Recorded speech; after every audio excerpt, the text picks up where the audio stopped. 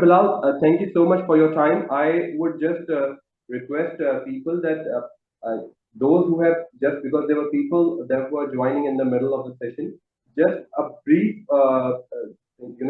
crux of the discussion that we had in a minute or like 40 seconds. That what are the modules and how that would be covered and what would be the time, just to make it clear for the people because there are several people who have joined lately.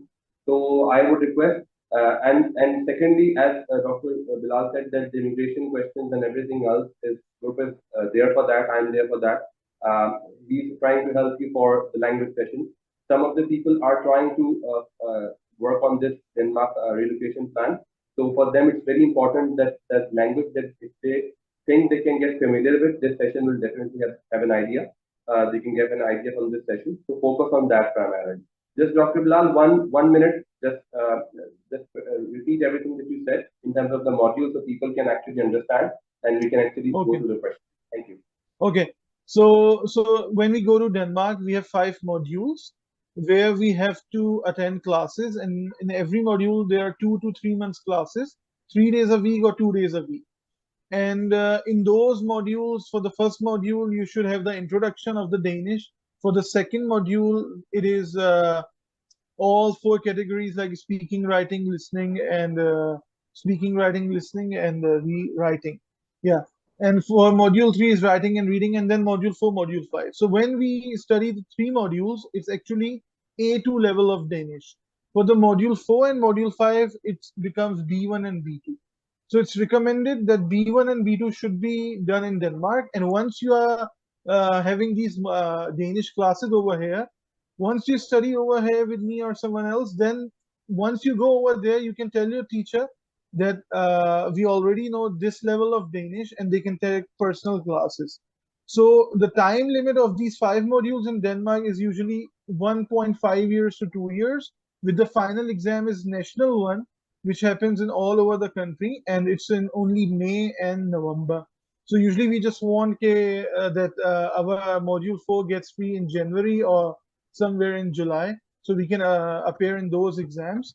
So with these classes, hopefully we would be able to just go through quickly with module 1, module 2, and module 3, and we would be able to speak Danish and write Danish till A2 level. Yeah. Okay, thank you so much for this. And just to clarify that one of the questions that I get a lot of time, almost every time I have a discussion with anybody who's running the session or like that what is it actually possible to cover the language part in 3 years time?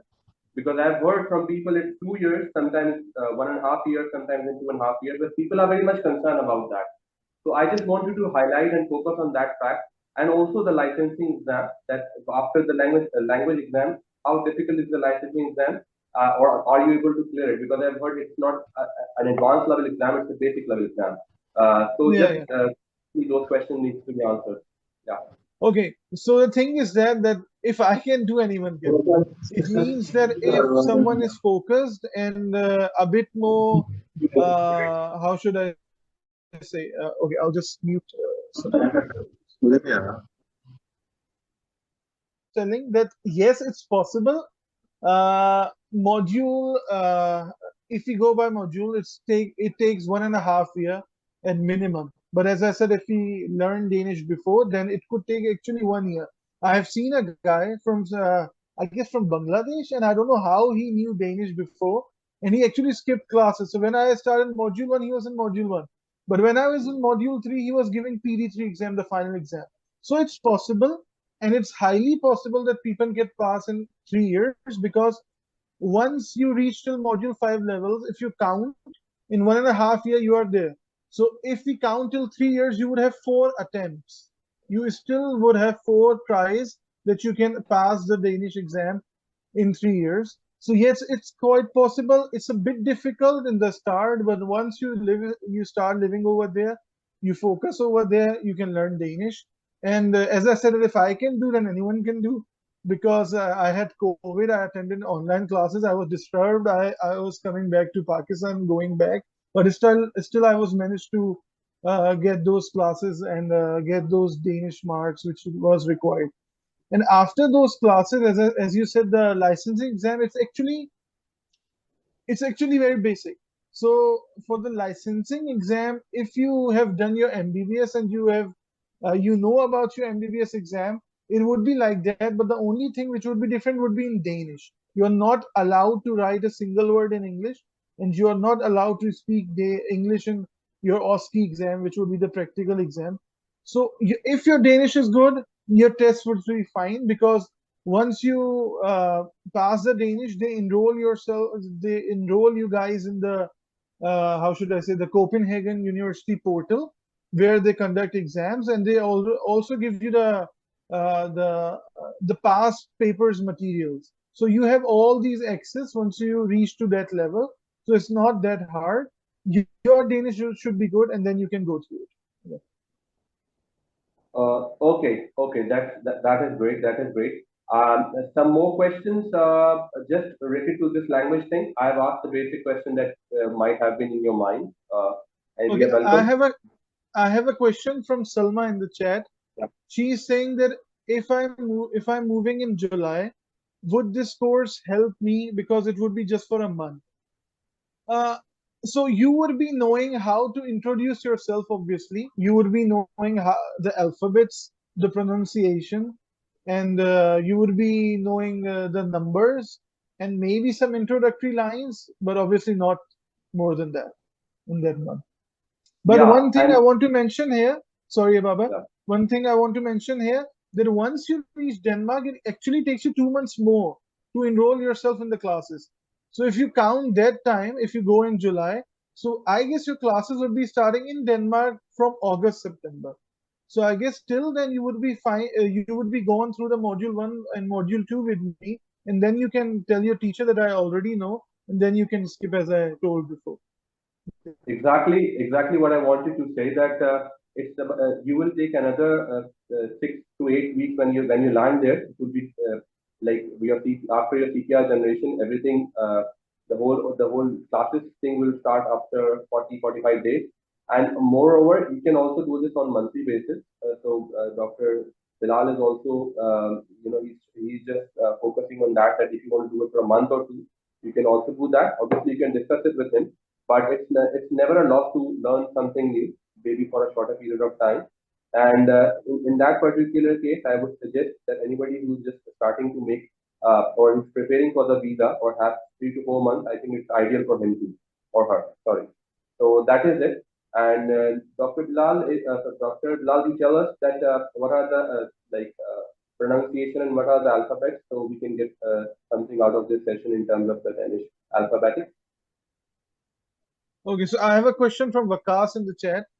He's Yeah. in Maldives right now, and he's saying, how would we getting the learning material and all these things? Okay, so what I was thinking, that once you guys get enrolled in these classes, we would make a separate group.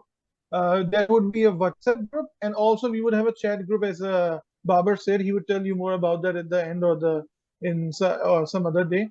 But the thing is that we would be having chat over there. You would be having a separate group, and I would be sharing the material over there. Like, I would be conducting classes, and all the materials I have, I would be sharing on that group, and then we would be going over through that. The material I have, it's from the school I have studied. I have bought it, and there are some subscriptions which is available for us once you are the student of that school. So I would be able to subscribe their online material thing too. So I would do that for you guys, and then I would be able to get the material from the school, actually, the school where they actually taught me Danish. So all the material and all the books which would be I would be providing the material from would be from that level, from that school, actually. So it would be official thing. Like, in that way, that the material would be theirs. Yeah. Okay, just the alphabetics of this, just we would want to know because we have 10 minutes left. So if you can guide us. Again, okay, there's one more question. Shakil Akhtar. He's asking that please mention, after attaining the B2 level, how many more courses we have to in order to be eligible for Danish medical exam. Okay, no. So once you get the B2 level, so module 1, module 2, module 3 is A2 level. B1 level is module 4 and module 5 is B2 level. Once you receive that, you would get a certificate which we call PD3 dance exam certificate, which I got. So the score you would be needing is 7 in writing, 7 in reading, and 10 in listening and speaking. Luckily, I got 10, 10, 10 in each. So obviously everyone can get that. So once you attain that level, then you would be automatically enrolled in Copenhagen University from your school. The school you are attending modules, the Danish exams, they would automatically enroll you in the exams for the health exams and the medical legal exams. You don't have to study for that. It's just the material they provide and you appear in the exams. I hope this is the answer. This is what you wanted to ask me. One more question. From which level you will start learning Danish medical terminology? Okay, so this is a good question. The thing is that till module 3, if you are a doctor, till module 3, you are actually learning Danish with everyone. Okay, so you are learning Danish with everyone. But from module 4 and module 5, the school offers you a specific kind of course, which would be a module 4 Danish, but you would be having 1 hour extra classes for the medical Danish, and that is what we call lay dance. But this would you would learn once you would be in Denmark, and once we would be in the classes, I would be telling more about you. But for now, module 4 and module 5 are the two modules where you have an option that you can appear, you can opt to study with all the other Danish, all the people who are speaking Danish. That is fine too. But if you want to add your medical Danish class too, then they have a course which is called lay dance. But that starts from module 4 and module 5, not before module 3. So I hope everyone can see that. And can everyone see the picture? Baba, can you see it? Yes, I can see it. Just you just need to make it a tad bit bigger if you can, because the text is green over can't be seen, I guess. Just pick Is it. it bigger now? Yeah, you can do it one by one. Yeah. Okay, so these are the alphabet. You can see it's from the online book I have bought for the students some days back, and you can see that the alphabets we have, it's actually 26 plus 3 alphabets. So till Z we have the same language, but then you can see there are 3 different letters. Uh, A, B, C, D, E, F, G. So they have some different pronunciation, but if you talk about the last 3 alphabets, it's like with the A with E, we call it A, like the prolonged A. And when we say O with the slash, it's actually oo, oo. And with double A, in old Danish, they actually write double A. But now it's A with the O at the top. So it's become O with the open mouth. So these are the 3 pronunciation which is different. And also we have G, K, Q, R, which are different in pronunciation. Like if I say R, in Danish, R is not R. It's in Urdu, it's Ghain actually. If we start the word with R, the sound will be Gha, Gha. Like I remember that if I write it over here, it's written like this. Okay, so maybe we can say this is a root, like because O is slash is U, but it's actually Ghol. So R, when it's in the start of the word, it sounds like Ghain in English or Arabic. I don't know if in other language we have a word for that, but it's Gh, Gh, Gh. And with the D, when D is at the end of the word or it's in the middle of the word, it's actually sound with the L sound, a bit soft L, like So it would be sounding like Rol, Rol. So these are the different alphabets you can get, and they have some. They look like same, but actually they are a bit different. So yeah, so we will just go through all these alphabets one by one in the classes. Quickly, I'll just make a sound for you guys. It's A, B, C, D, E, F, G, Ho, E, Yol, Ko, L, M, N, O, P, Q, A, S, T, U, V, W, X, Y, Z, A, U, O. So these are the sounds, and this is how we would conduct classes every day. We would have a slide, and then we would be going over it. Yeah, Baba.